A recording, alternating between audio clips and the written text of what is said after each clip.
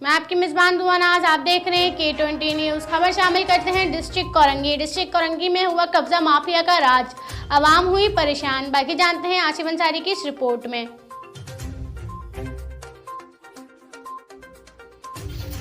Korangi town میں D M C اور کے ایم سی انکروچمنٹ کا کورنگی میں اندھیری نگری راج قائم۔ تفصیلات کے مطابق Korangi deputy commissioner office 2.5 number double road امام بارگاہ کے سامنے ٹھیلہ بھٹارے مافیا نے ٹاؤن چیئرمین نعیم شیخ کے کورنگی میں ٹھیلہ بھٹارے مافیا کے خلاف آپریشن اور ہسپتال پارکنگ ختم کرنے کے سارے دعوے جھوٹے ثابت کر دیے۔ ذرائع کے مطابق 2.5 نمبر امام بارگاہ کے سامنے لگنے والے ٹھیلے بھٹارہ مافیا سے ڈی ایم سی انکروچمنٹ کے ملازمین 5,000 روپے ایڈوانس 1,000 روپے مہینہ لے رہی ہے۔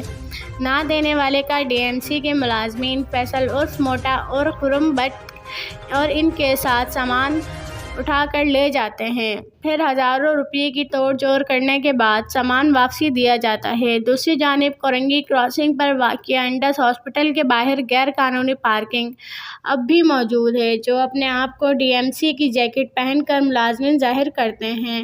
کورنگی نمبر 5 پل کے نیچے گیس سلنڈر کی 8 دکانوں کی موجودگی کسی بڑے حادثے کی وجہ بن سکتی ہے، اس پر فوری ری ایکشن کی اپیل ہے۔